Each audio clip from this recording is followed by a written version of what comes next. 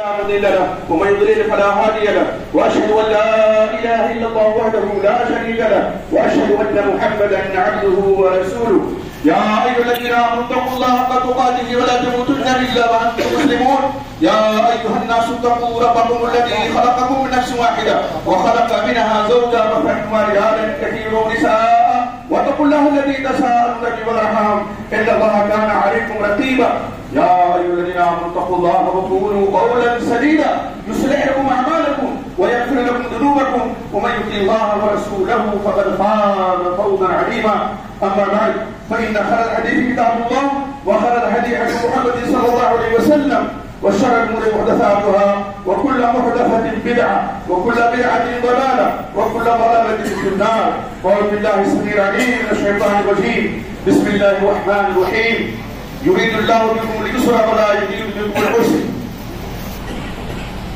اللہ رب العزت کی تعریف و توصیف اور امام الانبیاء سید الاولین آخرین امام اعظم محمد رسول اللہ صلی اللہ علیہ وسلم پر شمار درود و سلام کے بعد آج عید کا دن ہے، خوشیوں بھرا ہوا دن، اور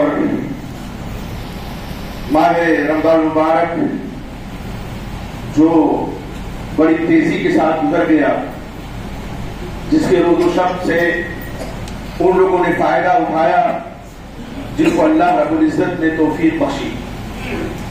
بڑے خوش نصیب وہ لوگ جن کو اللہ تعالیٰ نے یہ ماہ مبارک عطا کیا، پھر اس ماہ مبارک کا جو تقاضا ہے اس کو پورا کرنے کی توفیق بخشی، اور انتہائی نصیب اور بد نصیب ہیں وہ لوگ کہ جن کے سروں سے یہ مبارک مہینہ ایسے ہی گزر گیا، نہ رب کو راضی کر سکے، نہ اپنی مغفرت کروا سکے، نہ حصول جنت کے لیے کوئی کوشش و کاوش کر سکے۔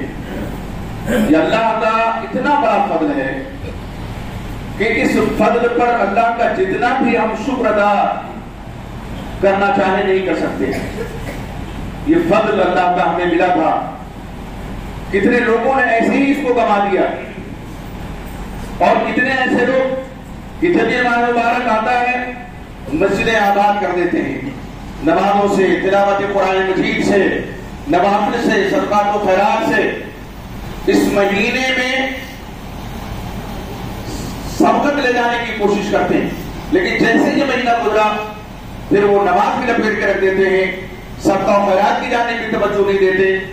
ہمدردی، غمگساری، صبر، توکل، یہ ساری صفات سے متصف کرتا ہے یہ مہینہ، ہمیں ان تمام سے عاری ہو جاتے ہیں۔ آپ دیکھیں اللہ رب العزت نے جہاں رمضان کے روزوں کا ذکر فرمایا، وہی اللہ تعالیٰ فرماتے ہیں سورہ بقرہ میں یرید اللہ بکم اليسر، اللہ تم سے آسانی چاہتے، ولا یرید بکم العسر، اللہ تنگی نہیں چاہتے، وَلِتُكْمِلُوا الْعِدَّةَ وَلِتُكَبِّرُوا اللَّهَ عَلَىٰ مَا هَدَاكُمْ وَلَعَلَّكُمْ تَشْكُرُونَ۔ گنتی پوری کرو، کس کی گنتی؟ رمضان کے مہینے کی جو گنتی ہے وہ پوری کرو، اور اللہ رب العزت نے جو تمہیں ہدایت دی ہے اس پر اللہ کی بڑائی بیان کرو، اس کی کبریائی بیان کرو، تاکہ تم شکر گزار بن جاؤ۔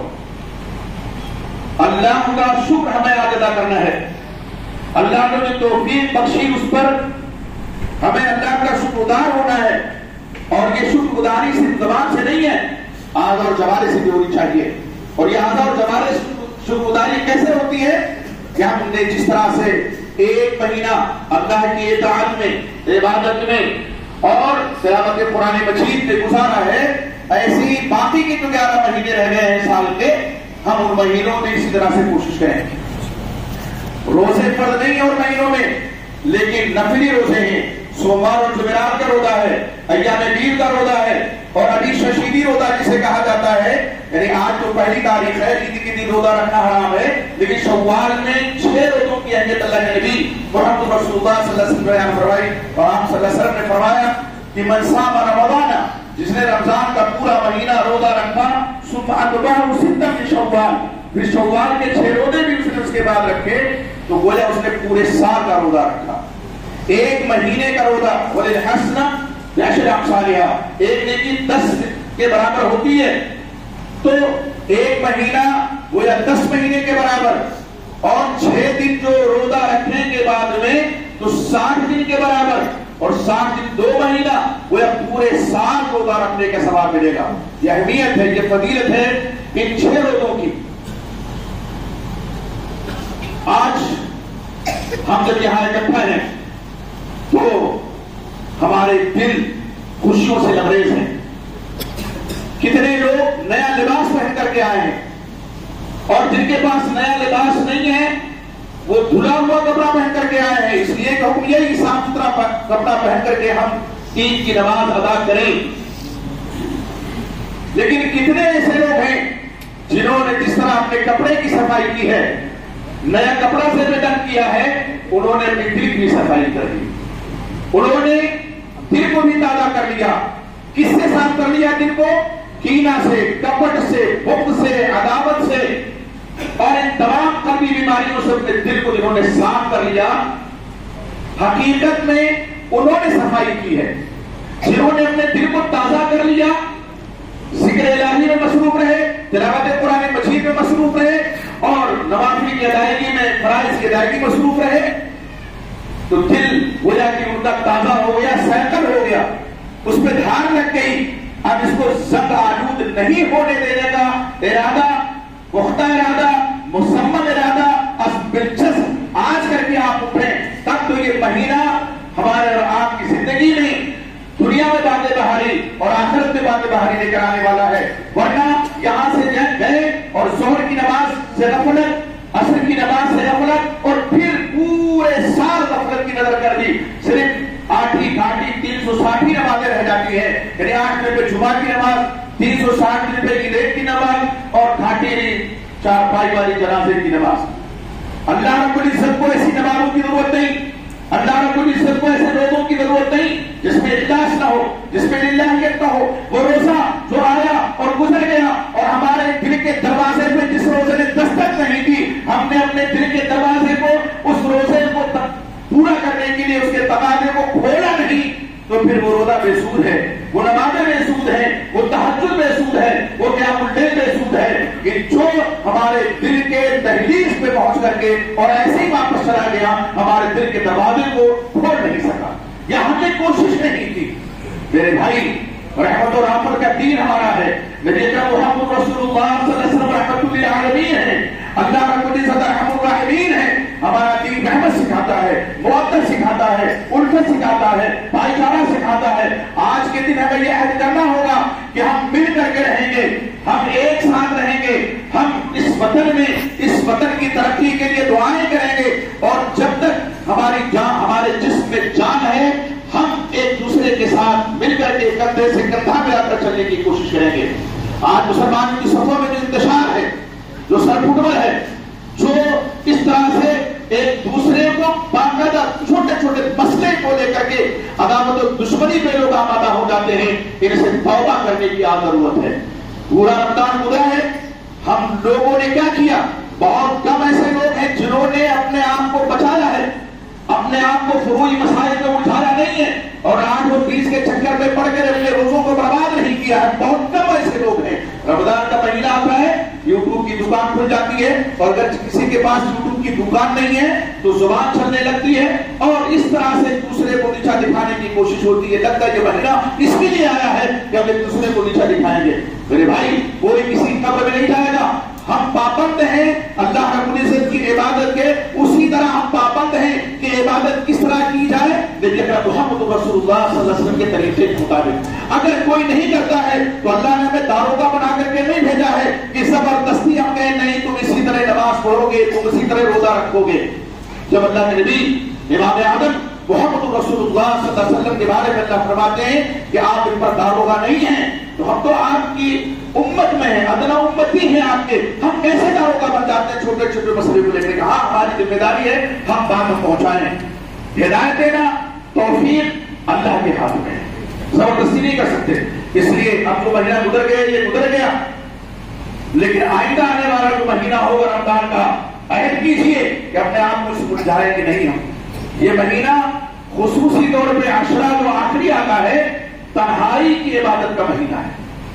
حضرت عبید بن کعب کے بارے میں ابو داؤد میں روایت ہے نا کہ کہ آخری جب عشاء آتا تھا تو وہ گھر میں بیٹھ جاتے تھے. یصلی 20 لیلہ، لوگ یصلی بالناس، لوگوں کو 20 رات تک. بعض لوگوں نے لیلہ کو رکعت کر دیا ہے جو غلط ہے. میرے پاس تو اصل نسخہ موجود ہے استاد اور حافظ حضرت رحمۃ اللہ علیہ کی قلم سے موجود ہے میرے پاس، اس میں لیلہ ہے. یہاں چھاپا جو رکعت کر دیا وہ ایک الگ مسئلہ ہے. اس کے بعد آخری عشرے میں تنہا عبادت کرتے تھے. لوگ کہنے لگے اب ابئی تو بھاگ گئے. تو یہ آخری عشرہ کیسے گزرا ہے؟ بازار کی نظر، خرید و فروخت کی نظر، خصوصاً ہماری خواتین، مائیں، بہنیں، بیٹیاں، اللہ کے نبی محمد رسول اللہ صلی اللہ علیہ وسلم کس طرح سے آخری عشرے کو گزارتے تھے. اپنے ازواج مطہرات کو، آپ کی جو ازواج مطہرات کو بیدار کرتے تھے، خود بیدار رہتے تھے پوری رات کی. اگر کہیے تو نخاس میں اور امین آباد میں اور اس طرح سے چوراہوں پہ خریداری کو وصل کرتے تھے. کیا فائدہ؟ آپ شادی کا انتظام کرتی ہیں، آپ افطاری کا انتظام کرتی ہیں، اللہ اس کا کر دے گا، لیکن آخری عشرے کو اس طرح سے بالا ان کی نظر کر دیتی ہیں. تو یہ ساری افطاریاں بنانا، یہ ساری کا انتظام کرنا، روزے رکھنا، یہ اللہ کے یہاں قابل قبول نہیں ہوگا. اس لیے عورتوں کو بھی دھیان دینا چاہیے. توبہ کریں، اگر غلطی ہوئی ہے آج توبہ کریں اور اللہ کا شکر ادا کریں کہ اللہ نے توفیق بخشی ہے کہ آخری عشرے کو انہوں نے قاعدے سے گزارا ہے. اللہ سے دعا کیجیے کہ اللہ تعالیٰ ہمیں اس کی توفیق عطا فرمائے. اللہ رب العزت تمام مومنوں اور مسلمانوں کو اللہ رب العزت محفوظ فرمائے. جہاں بھی مومن مسلمان پریشان ہے اللہ کی پریشانی کو دور فرمائے. اللہ رب العزت ہمارا اور آپ کا حاجت ناصر ہو. اللہ رب العزت اس وطن کو اللہ تعالیٰ امن و امان کا گہوارہ بنا دے. یہ وطن ہمارا پیارا وطن ہے. اس وطن میں ہم امن کے پیغامبر بن کر کے رہیں، امن کے ہم منان اور داعی بن کر کے رہیں اور امن کا گہوارہ بنائیں. ہمیں اللہ اس کی توفیق عطا فرمائے. اللہ ہمیں ایک بنائے. ہمیں جو وفات پا چکے اللہ ان کی مغفرت فرمائے. اللہ رب العزت ہمیں جو بیماروں کو شفا ہے کلی عطا فرما. اللہ رب جو قرضدار ہیں اللہ کو آسان سے بھی عطا فرما، ان کو ترقب ہو جائے. اللہ جس طرح تم نے ہمیں اکٹھا کیا ہے اللہ کو بھی عطا فرما کہ ہم تیری رضا پا کر کے جنت میں اکٹھا رہیں. اللہ رب العزت تیرے حضور ہم نے اپنے روزے پیش کیے، اپنی نمازیں پیش کی، تلاوت قرآن مجید پیش کی، قیام اللیل پیش کیا. اللہ اس میں کمیاں ہو سکتی ہیں لیکن اللہ اپنے فضل و کرم سے ان کمیوں کو اللہ معاف فرما دے، ہماری خطاؤں کو معاف فرما دے، ہمارے روزوں، ہماری نمازوں، ہمارے قیام اللیل اور تلاوت قرآن مجید کو اللہ شرف قبول عطا فرما. اللہ رب العزت تو رحم الرحمین ہے، ہمارے اوپر رحمت کی برکت نازل فرما. اللہ رب العزت ہم تیرے آج پادا بندے ہیں، گنہگار میں سے آکار ہیں میرے مولا، تیرے در سے وابستہ ہیں. اللہ ہمارے گناہوں کو معاف فرما، ہمارے دوستوں کو معاف فرما، ہماری خطاؤں کو معاف فرما. اللہ رب العزت ہم جب اس دنیا سے جانے لگے تو ہم سب کے منہ پہ اشہد ان لا الہ الا اللہ واشہد ان محمدا عبدہ ورسولہ جاری ہو. تقبل اللہ منا ومنکم صالح الاعمال. السلام علیکم ورحمۃ اللہ وبرکاتہ.